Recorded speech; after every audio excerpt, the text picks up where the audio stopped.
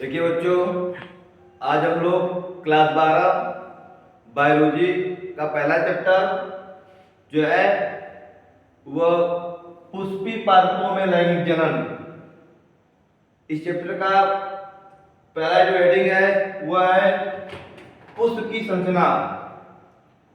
तो पहले हम लोग पढ़ेंगे इसमें पुष्प के अंग। तो पुष्प के 4 अंग होते हैं। पहला होता है बाह्य दल पुंज, दूसरा होता है दल पुंज और तीसरा होता है पुमंग और चौथा होता है जयांग। जिसमें जो इन चार अंगों से पुष्प का निर्माण होता है।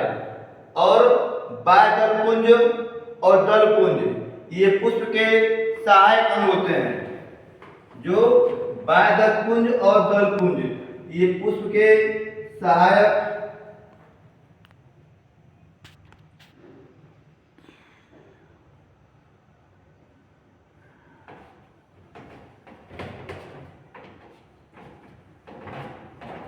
अंग होते हैं। और जो ये पुमंग और जयांग ये पुष्प के आवश्यक अंग होते हैं। आवश्यक अंग होते हैं। और जो पुमंग होता है यह पुष्प का नर जनन अंग होता है। ये पुमंग पुष्प का नर जनन अंग होता है।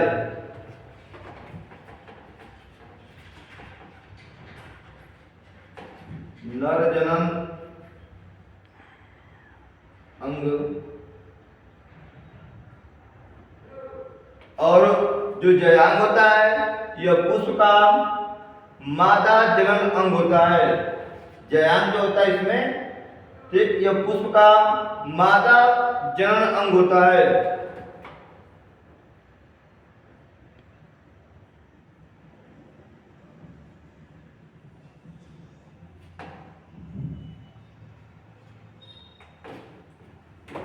अब बात करते हैं पुष्प की, ठीक ना। तो इन 4 अंगों से ही पुष्प का निर्माण होता है, ठीक ना। अब ये देखते हैं पुष्प को।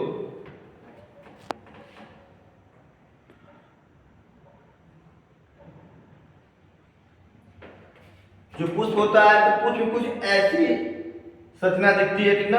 इसको बोलते हैं पुष्पवृंत। पुष्पवृंत।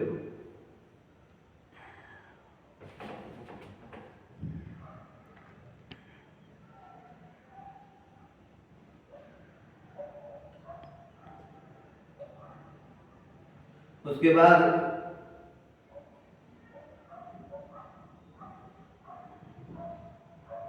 कुछ इस तरह संरचना दिखती है जिसको बोलते हैं पुष्पासन। जहां पे क्या कहता है, पुष्प अपना आसन करता है, इसको कहते हैं पुष्पासन। इसको बोलते हैं पुष्पासन। पुष्पासन जहां पे पूरा पुष्प क्या करता है, आसन करता है, ग्रहण करता है, ठीक ना। उसके बाद उस पुष्प में कुछ हरे रंग की पंखुड़ियां होती हैं, ठीक ना। यदि बात करते हैं एक की बात करते हैं, इसको बोलते हैं बाह्य दल।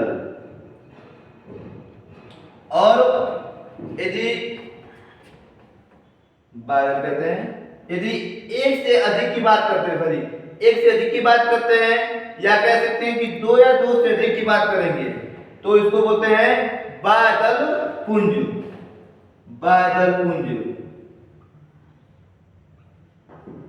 दल पुंज।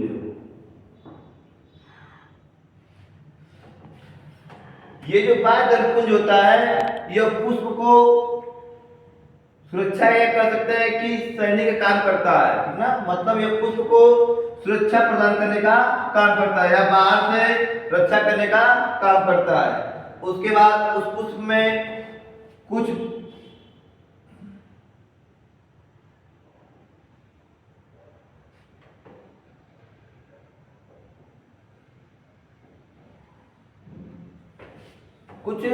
लाल और हरे, सॉरी लाल और क्या बोलते हैं हम सर, और पुष्प जो पुष्प में ये संरचना होती है, इसको कह सकते हैं, इसको बोलते हैं दल, ठीक ना। दल जो होता है अलग अलग पुष्पों में रंग होते हैं, ठीक ना। जिसे कह सकते हैं लाल होगा, किसी पीला होगा, नीला होगा, ठीक ना। तो दल यदि एक की बात करते हैं, ठीक ना, इसको कहते हैं दल। और दो या दो से अधिक की बात करते हैं, इसको कहते हैं दल पुंज। दल पुंज, जो दलपुंज होता है यह पुष्प में, या कह सकते हैं कि दलपुंज यह पुष्प का तीसरा चरण होता है, ठीक ना। और जो दलपुंज होता है यह पुष्प को परागण, ठीक ना, परागण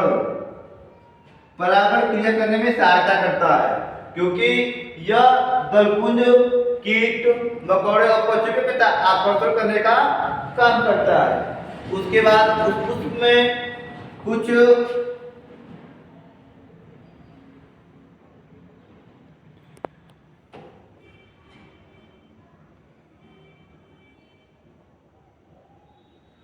इस तरह से, अब देखिए पुष्प में, अब इसको यहां से मिटा दीजिए, इसको कर लीजिए। पुष्प के चार अंग।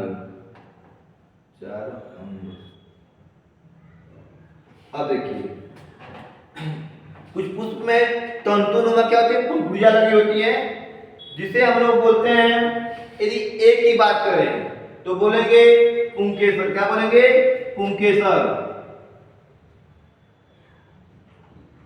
पुंकेसर। और एक से अधिक की बात करें तो बोलेंगे पुमंग, ठीक ना। क्या बोलेंगे? पुमंग, ठीक। अब देखिए उसके बाद अब इसको बोलते हैं तंतु, बोलते हैं तंतु। और ये होता है यदि जो ये तंतुनुमा जो पंखुड़ियां होती हैं, यदि एक की बात करें तो पुंकेसर, और दो या दो से अधिक की बात करते हैं तो हम बोलते हैं इसको पुमंग बोलते हैं, ठीक ना। अब देखिए उस पुष्प में कुछ इस तरह आकृति होती है जो कि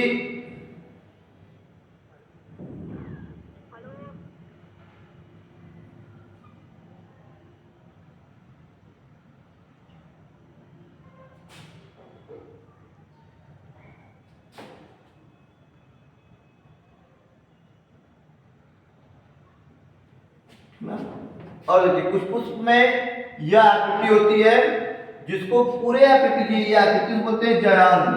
क्या बोलते हैं? जयांग, ठीक ना। और ये जयांग होता है, जो जयांग होता है पुष्प का, यह पुष्प का मादा जनन अंग होता है। और जो ये सुराही आकृति होती है इसको हम बोलते हैं वर्तिका काव्य। क्या बोलते हैं? वर्तिका काव्य, वर्तिका काव्य कहते हैं। और उसके बाद जो ये लंबी नली होती है, जो लंबी नली होती है इसको बोलते हैं वर्तिका। क्या बोलते हैं? वर्तिका। और उसके बाद ये जो अंत में जो ये आकृति होती है, जो ये आकृति है, ठीक ना, जो जयांग की जो ये वाली आकृति है इसको बोलते हैं अंडाशय। क्या बोलते हैं? अंडाशय, अंडाशय, ठीक। और उसके बाद इस अंडाशय में कुछ इस तरह आकृति देखने को मिलती है हमें,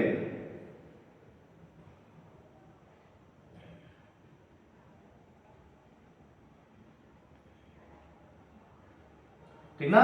इसे कहते हैं बीजांड, इसे कहते हैं बीजांड।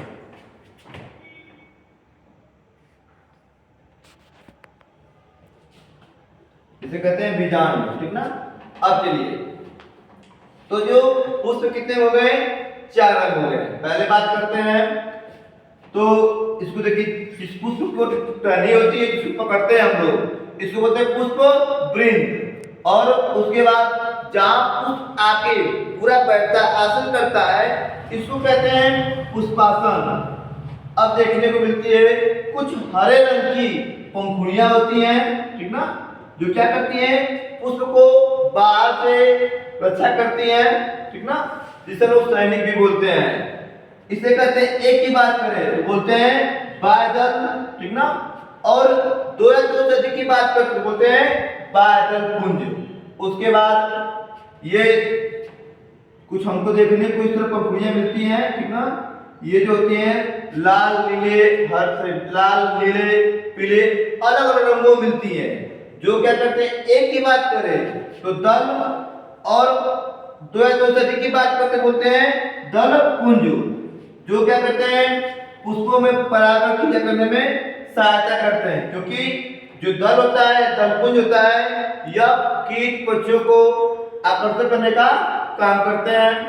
उसके बाद जो तंतुनुमा, जो ये वाली आकृति है, ठीक ना, ये आकृति जो है, यदि ये होता है पुष्प का